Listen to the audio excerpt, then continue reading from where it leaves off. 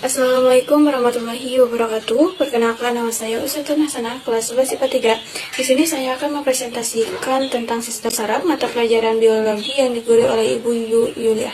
Pengertian sistem saraf. Sistem saraf adalah sistem koordinasi yang mengendalikan seluruh aktivitas tubuh.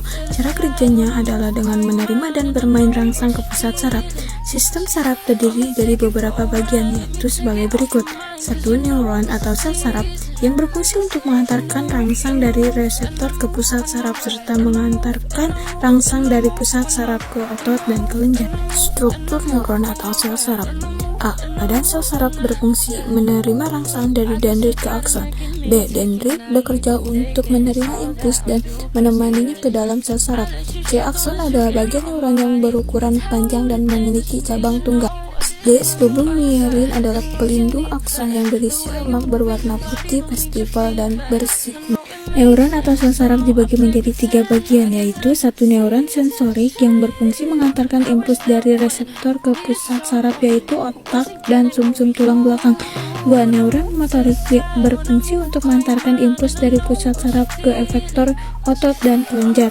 3. Neuron konektor adalah penghubung antara neuron sensorik dan motorik. Berdasarkan jalurnya, neuron dibagi menjadi 3, yaitu neuron unipolar, bipolar, multipolar. 2. Neuroglia. Neuroglia bisa disebut sel glia, merupakan susunan saraf pusat yang berfungsi sebagai jaring. 3. Sinapsis.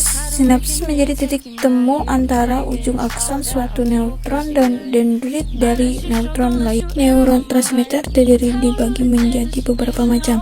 A. Asetilkolin yang diekskresikan oleh neuron di bagian otak. B. Epinefrin disekresikan oleh kelenjar adrenal saat tubuh sedang bahaya. C. Norepinefrin disekresikan oleh sebagian besar neuron yang badan selnya berada di batang otak dan hipotalamus. D. Dopamin disekresikan oleh hipotalamus. E. Asam gamma animobutira disekresikan oleh neuron di otak. Sistem saraf pusat. Sistem saraf pusat meliputi otak dan sumsum tulang belakang. A. Substansi Gracia adalah bagian terluar otak. B. Substansi alba adalah bagian terdalam otak. Adapun bagian-bagian otak adalah sebagai berikut. A. Otak besar. B. Diencephalon. C. Sistem librik. D. Otak tengah. E. Pons paroli. F. Otak kecil. G. Medula. 2. Sumsum tulang belakang atau medula spinalis. Sumsum tulang belakang terdiri dari 2 bagian, yaitu substansi alba.